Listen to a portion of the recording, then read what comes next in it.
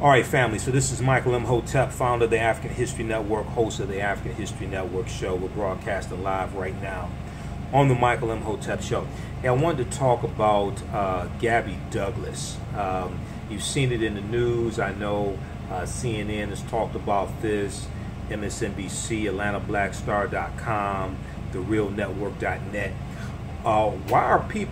Why are some African-American women and some white supremacists and bigots, racists, things like this, why are they hating on Gabby Douglas? Now, AtlantaBlackStar.com has an article from August 15th called "Between Hateful Comments from Some Black Women and Racists, Gabby Douglas Falls Apart."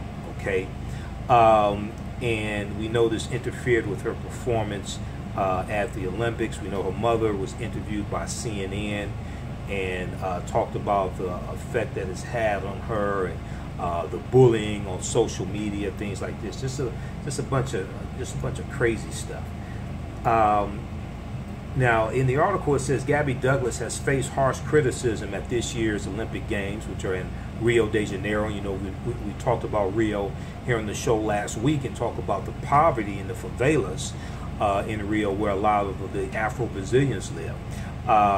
So she's faced criticism at this year's Olympics, including racist judgment and critiques of her hair from the African-American community. Now, she went through this back in 2012, okay? And even though in the article they say it's a far cry from her successful 2012 run in London, where she was mostly celebrated outside of talk about her tresses. Keep in mind, back in 2012, she was criticized about her hair as well. Now, Gabby Douglas was slammed online last week for not placing her hand over her heart like the rest of her team, the USA team, during the national anthem. She was dissed as being quote-unquote salty for not giving Simone Biles a standing ovation with her teammates, and continues to be questioned for her hairdo while performing her routines. Now, her hair is up in a bun, just pretty much like the other women on the team, but when you are competing at that level, you're not focused on what your hair looks like, okay? You're not focused on that. Now, one white commentator pointed out black women were to blame for Gabby Douglas' hair backlash, okay? Now, Mike Berry on Twitter said, "I see a lot of black women tell me black women don't get enough respect, but those same black women are the ones bullying Gabby Douglas." All right. Now, supporters on Twitter have taken notice of the negativity following Gabby Douglas. Let's see. Miserable. That's it.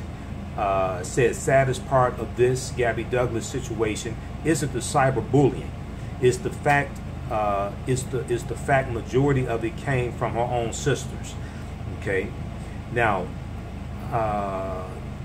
Clay on Wheel on Facebook, Clay on Wheel defended Gabby Douglas and decried those who quote ridiculed her the whole time. She said Gabby Douglas was doing what she loved and was chosen to represent us as a nation, and y'all ridiculed her the whole time.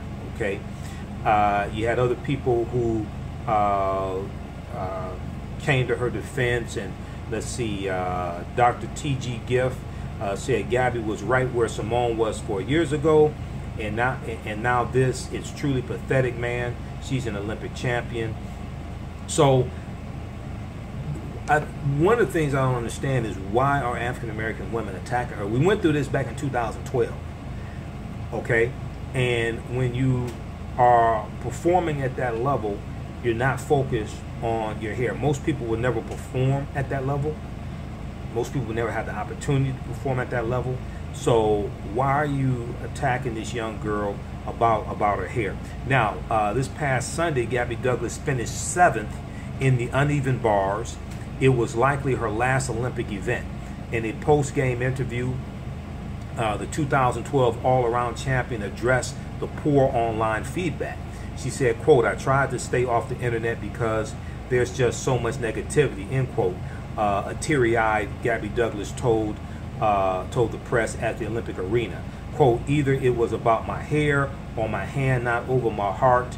on the metal podium, or I looked depressed. It was hurtful. It was hurtful. It was. It's been kind of a lot to deal with, end quote, she said. Now, on her supposed lack of support for her teammates, Gabby Douglas apologized. She said, quote, "I apologize if what may have seemed to be me really mad in the stands on Thursday. I wasn't." Okay. Now the 20-year-old went on to explain. She said, mentoring. She was lending support to Allie Raisman, who won silver after Simone Biles beat her for gold in the women's all around. Quote, "I always will support them and respect them in everything that they do. So I never want anyone to take it as I was jealous or I wanted attention. Never. I support them, and I'm sorry that I wasn't showing it, and I should have," end quote. Why would you go on social media and bullying her because you don't think that she showed enough support, things like that? They're teammates, okay? And people have different expressions, what have you. So, I mean, you have a lot of people who are just hating on this sister and attacking on social media. But one of the problems with social media is that cowards could say things on social media that they would never say to people face to face, okay? And they can attack them, things like this. So this is just totally ridiculous. Now, Gabby Douglas said she has experienced a lot during the games, referring to the unfortunate comments online. Quote, "For me, it's just like it's been a lot, and I've been through a lot. But I still love them. I still love the people who love me. Still love them who hate me, and I'm just going to stand on that," end quote. Now, the haters that Gabby Douglas still loves, however, may have pushed her to tears. After speaking with reporters, USA Today reports that the star seemed to be scrolling through social media on her phone. She then put it in her backpack, standing with a, quote, "heavy look on her face," end quote, before pulling it back out. Eventually, she kneeled next to a fire hydrant and was seen dabbing her eyes with the tissue. But Gabby Douglas has plenty of famous support. Singer Lettucey posted an uplifting message to the three-time Olympic gold medalist on Instagram. She said, "Dear Gabby, I love your hair, but most importantly, I love you, your talent and spirit. Keep winning. God bless you. Love, Lettucey." India Ree also dismissed bad talk. India Ree on Twitter said, "Wait, people are still talking about Gabby Douglas' hair. Sigh, shaking my head, SMH. Come on, guys. That's just exhausting and old and boring." I thought she was going to say, "I'm not my hair." I thought she was going to say, "Gabby Douglas, you're not your hair." She did another, India Ree did another post. "First of all, it doesn't look bad. It looks like unrelaxed, natural hair when we sweats." She said, when we in capital letters, when we sweats. "Second of all, so what?" Okay, I mean, you're competing. You're not worried about your hair. You have it up in the bun. The white girls have their hair up in the bun also. Your hair is the last thing that you're worried about. India reposted a third tweet. She said, "That's just a sign of one own emotional baggage. We have to heal ourselves. No one will do it for you." Okay.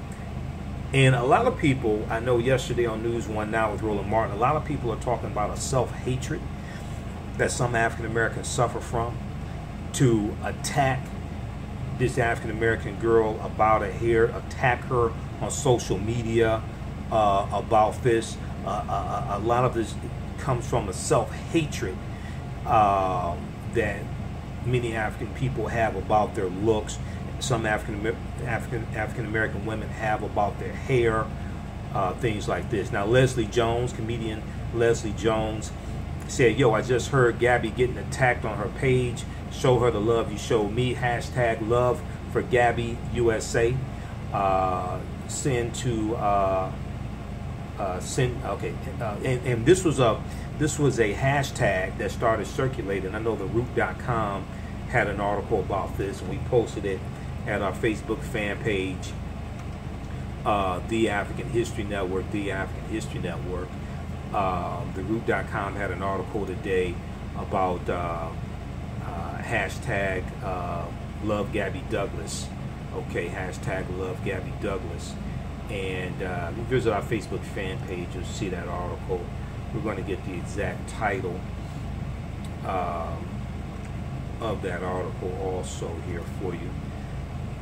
All right, so this has been going on, and a lot of this has to do with a self-hatred that some African American women have for their appearance, for their hair texture, coming out of European white supremacy and racism, trying to acquiesce to European standards of beauty as well.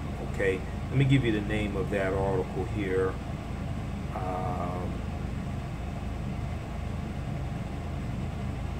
Just a second. It's on TheRoot.com.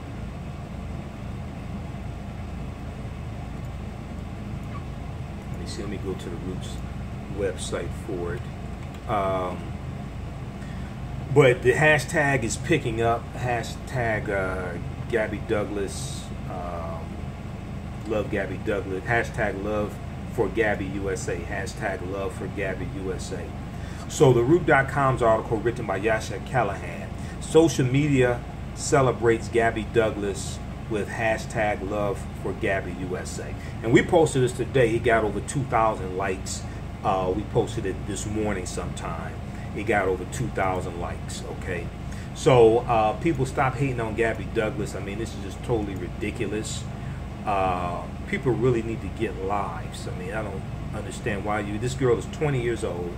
Why you would go on her Facebook? Why you would go on her social media, her Twitter page, things like this, and attack her? Is just totally ridiculous.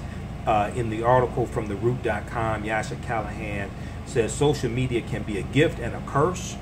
Okay, the gift is that anybody has a voice and they can speak to the world. The curse is that anybody has a voice and they can speak to the world. So it says the types of people who have access to social media can be a gift and a curse. And unfortunately, Gabby Douglas has been learning that the hard way through her gymnastics career.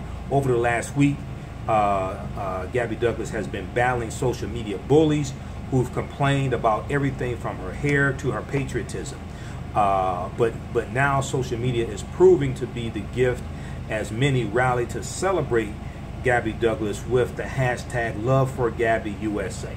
Okay, so let's support our sister Gabby Douglas. There's also a Gabby Douglas Barbie doll out as well. There's a Gabby Douglas Barbie doll out also. Okay, I think Yo Black World had an article about that. There was there's something else I was going to say here. Let me see something here. Okay, so we have that hashtag Love for Gabby USA. So I really like that, rallying around this sister. And then also check out the article from AtlantaBlackStar.com. Study reveals disproportionate image results of black women when phrase "ugly woman" is Googled. Study reveals disproportionate image results of black women when phrase "ugly woman" is Googled. And FinancialJuneteenth.com had an article about that. We just talked about that today on the show. Financial Juneteenth talked about this study as well. Google has an image problem when it comes to black women. Google has an image problem when it comes to black women. Okay. Another article you can check out deals with the national anthem. Okay, and trying to pull up that that article. It was written by I think Jason Johnson, and it deals with the racist history of the national anthem also. Okay, let me try to pull this up. Okay, yeah, it's called Star Spangled Bigotry. Star Spangled Bigotry. Okay. The hidden, let's see, Star Spangled Bigotry, the hidden racist history of the Star Spangled Banner, something like that. I'm pulling it up right now, okay? So check that out. And I want to let you know all of our shows for the Michael Imhotep Show and my show I do on 9:10 a.m. the Superstation, the African History Network show. They're all archived at AfricanHistoryNetwork.com, AfricanHistoryNetwork.com. So you can check out the podcast there. Click on the link, listen to the podcast of the Michael Imhotep Show. You can also go to our website, AfricanHistoryNetwork.com. All of my DVD presentations are there. I have 26 lectures. We have the Hidden Colors documentaries. We have about 100 different DVD titles there, something like that. All of my lectures are there. We have a recommended reading list of books also. Okay, name of this article, Star Spangled Bigotry, the Hidden Racist History of the National Anthem. Star Spangled Bigotry, the Hidden Racist History of the National Anthem. Written by Jason Johnson, July 4th, 2016, just last month. And he said, most people don't know there's more than one verse to the national anthem, and it's the third that's a doozy, okay? And some people were criticizing Gabby Douglas for not having her hand over her heart during the national anthem. I don't stand for the national anthem. Sure as hell don't put my hand over my heart, okay? Because I understand the history of this country, and to me it's ridiculous for African Americans to stand there with their hand over their heart for the national anthem. Okay, that doesn't make any sense. Let's see. So in the article, Jason Johnson says, so we know Francis Scott Key wrote the national anthem. And let me see something here. Okay, he says to understand the full Star Spangled Banner story, you have to understand the author. Francis Scott Key was an aristocrat and city prosecutor in Washington, D.C. He was, like most enlightened men at the time, not against slavery. He just thought that since blacks were mentally inferior, masters should treat them with more Christian kindness. Okay, he just thought that since blacks were mentally inferior, masters should treat them with more Christian kindness. Now, he supported sending blacks back to Africa, not slaves. So he's talking about free blacks back to Africa, colonization movement, things like that. With a few exceptions, he was about as pro-slavery, anti-black, and anti-abolitionist as you could get at the time. Okay. Okay, he supported sending free blacks, not slaves, back to Africa, and with a few exceptions, was about as pro-slavery, anti-black, and anti-abolitionist as you could get at the time. Of particular note was Key's opposition to the idea of the colonial Marines. Now, the Marines were a battalion of runaway slaves who joined with the British Royal Army in exchange for their freedom. Okay, now during the American Revolutionary War, also you're going to find that that's from 1775 to 1783. This period of time they're talking about here is after the American Revolutionary War. But during the American Revolutionary War, you're going to have those who were, some Africans who were enslaved to go to the British side and fight for the British, because the British were the first ones to say, if you come fight for us, we'll set you free. So estimates, low estimates, are somewhere between 20 to 30,000 of those enslaved went to fight on the side of the British against the colonies, and you only had about 5,000 slaves on the colony side, on the side of the Americans fighting against the British. And some of them, quite frankly, after the American Revolutionary War was over, some of them among the colonies, some of them were put back into slavery. If you read Before the Mayflower by Lerone Bennett Jr., he deals with this in Before the Mayflower. Okay, so all of these ideas and concepts, of particular note was Key's opposition to the idea of the colonial Marines. The Marines were a battalion of runaway slaves who joined the British Royal Army in exchange for their freedom. The Marines were not only a terrifying example of what slaves would do if given the chance, but also a repudiation of the white superiority that men like Francis Scott Key were so invested in. Now, all of these ideas and concepts came together around August 24th, 1815, at the Battle of Bladensburg, where Key, who was serving as a lieutenant at the time, ran into a battalion of colonial Marines. Okay, these were the Africans, the runaway slaves. Okay, his troops were taken to the woodshed by the very black folks he disdained, and he fled back. That means they got their asses kicked. Okay, and he fled back to his home in Georgetown to lick his wounds. Now, the British troops, emboldened by their victory in Bladensburg, then marched into Washington, D.C., burning the Library of Congress, the Capitol building, and the White House. You can imagine that Francis Scott Key was very much in his feelings, seeing black soldiers trampling on the city he so desperately loved. Now, a few weeks later, in September of 1815, far from being a captive, Francis Scott Key was on a British boat begging for the release of one of his friends, a doctor named William Beanes, B-A-N-E-S. Now, Key was on the boat waiting to see if the British would release his friend when he observed the bloody battle of Fort McHenry in Baltimore on September 13th, 1815. September 13th, 1815. Now, America lost the battle but managed to inflict heavy casualties on the British in the process. This inspired Francis Scott Key to write the Star Spangled Banner right then and there, but no one remembers that he wrote a full third stanza decrying the former slaves who were now working for the British Army.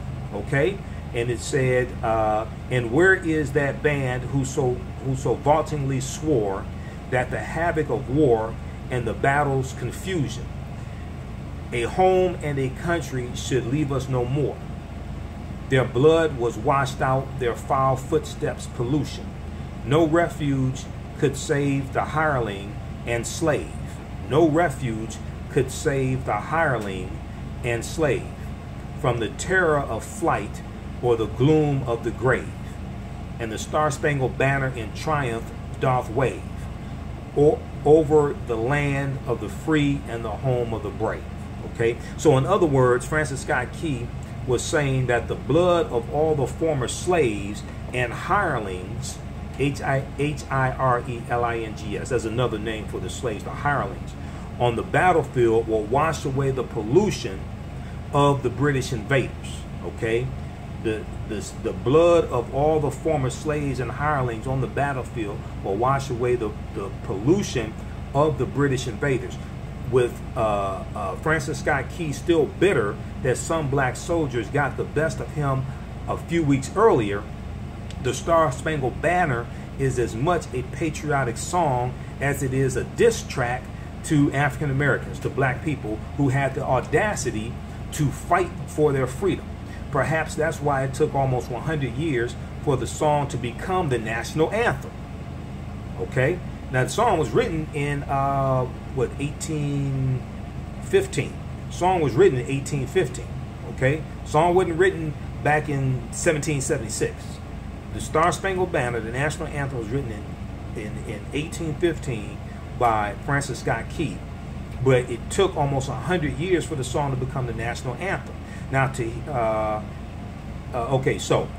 check out this article for more information about the about the racist history of the Star Spangled Banner. It's called Star Spangled Bigotry: The Hidden Racist History of the National Anthem. The hidden racist history of the national anthem. So stop hating on Gabby Douglas for not putting her hand over her heart for the racist national anthem.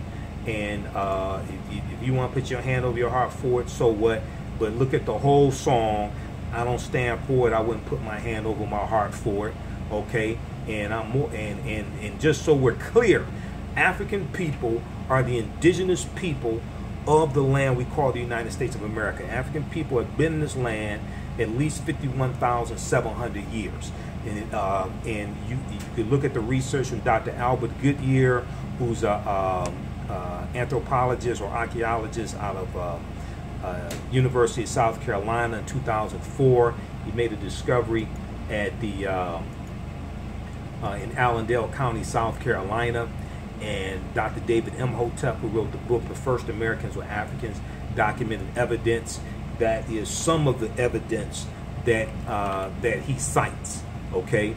And they found overwhelming evidence of an African presence there dating back at least 51,700 years. They found artifacts, architectures, skulls, skeletons, linguistics, footprints in lava, genetic M174D haploid groups dealing with genetics. They found Medu Neter writing, overwhelming evidence. Now, ScienceDaily.com had an article back November 18th, 2004 about Dr. Albert Goodyear's finding, okay? And so if you want to hear from a white source, you can hear from a white source also. And they say radiocarbon tests of carbonized plant remains where artifacts were unearthed last May along the Savannah River in Allendale County by University of South Carolina archaeologist Dr. Albert Goodyear indicate that the sediments containing these artifacts are at least 50,000 years old, meaning that humans inhabited North America long before the last ice age. African people, now the African people were the only people back at this time, and you're dealing with the Khoisan. The Khoisan have the oldest DNA on this planet. The Genome Project documented that. If you read Dr. David Imhotep's book, The First Americans Were Africans, documented evidence. I've interviewed him a number of times. You can go to our website, AfricanHistoryNetwork.com. Listen to our podcasts I've done with them, the interviews I've done with them. We actually did a lecture together. We have it at our website. It's a 2 DVD set. I dealt with great African women in history, the mothers of civilization. Part 3, he dealt with the first Americans were Africans, documented evidence. We were in South America going back at least 56,000 years ago. We were in Central America as well, about 50,000 years ago or so. And we were in this country. We were here before Native Americans came into existence. The people who are called Native Americans are the offspring of an intermixing of Africans who were already here and Asians who come to this land around 3000 BC. And the Africans and the Asians intermix. Their offspring are who we call Native Americans. And if you look at old photographs, old black and white photographs of Native Americans, you see that these were dark-skinned people, usually with high cheekbones. So now also what's going to happen when Europeans come to this land. And incidentally, we have to stop lying to our children, telling them that Columbus discovered America. Columbus never came to this land that we call the United States of America. The closest Columbus came to this land was Cuba, which is 90 miles away. And in my presentations, if you watch my lecture, Understanding the Transatlantic Slave Trade, what they didn't teach you in school, which is a 4.5-hour presentation. If you watch my presentation, Christopher Columbus and the African Holocaust, I show you Columbus's 4 voyages starting August 3rd, 1492, when he set sail on the Nina, the Pinta, and the Santa Maria. And I show you where he goes. He goes into the Caribbean. He goes into Central America. He goes into South America a little bit. He never comes to this land we call the United States of America. He's in the Bahamas and Haiti and Puerto Rico and in Cuba. He goes into Trinidad, things like this. The closest he comes to this land is Cuba, which is 90 miles away. And it's psychologically damaging. It's psychologically damaging to our people and to our children when we show them pictures and we teach them that Columbus discovered America, and we teach them that African people came to this land conquered in a conquered state, conquered by Europeans. That is historically inaccurate. This was our land. We've been here tens of thousands of years. Yes, African people originally came from Africa, but we've been here at least 51,700 years. I'm not saying August 20th, 1619 didn't happen. Yes, it happened, but there were millions of African people in this land. There were more of us who were already here than came to this land during the transatlantic slave trade, because only a small amount of us came here during the transatlantic slave trade. Only between, on the low end, 388,000, on the high end, about 3.4 million. Dr. Henry Louis Gates Jr. Had an article for the Root.com, and even though you know, I'm critical of him, as well as one of my teachers, Dr. Leonard Jeffries. He does write some good articles, and he wrote an article dealing with how many Africans came here during the slave trade, something like that. Actually, how many slaves came to America? Read that article. How many slaves came to America? Okay. So check those articles out, and then also if you look at an article from the New York Times, February 15th, 2010, on Crete, new evidence of very ancient mariners. CRET. On Crete, new evidence of very ancient mariners. Now, I found out about this article from Dr. David Imhotep. Okay, and I use this article in a lot of my presentations, and those who've seen some of my lectures, you see me reference this article. This article here, they talk about. Now, this is New York Times. This is not InfoWars. This is not Alex Jones. Okay, they're citing evidence. They talk about how on the Greek island of Crete, which has been an island for 5 million years, over the course of 2 summers, archaeologists discovered stone tools that date back at least 130,000 years ago. They found stone tools that date back at least 130,000 years ago. And they said this is considered strong evidence for the earliest known seafaring in the Mediterranean and calls for rethinking the maritime capabilities of pre-human cultures. Okay?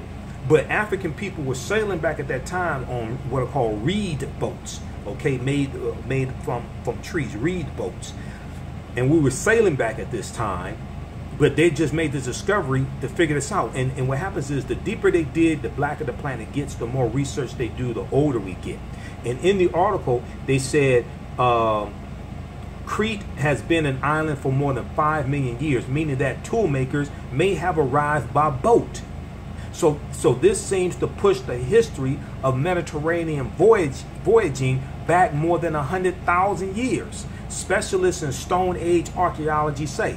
Now, previous artifact discoveries had shown people reaching Cyprus, a few other Greek islands, and possibly Sardinia no earlier than 10 to 12,000 years ago. So they were thinking that sailing in the Mediterranean only went back 10 to 12,000 years ago.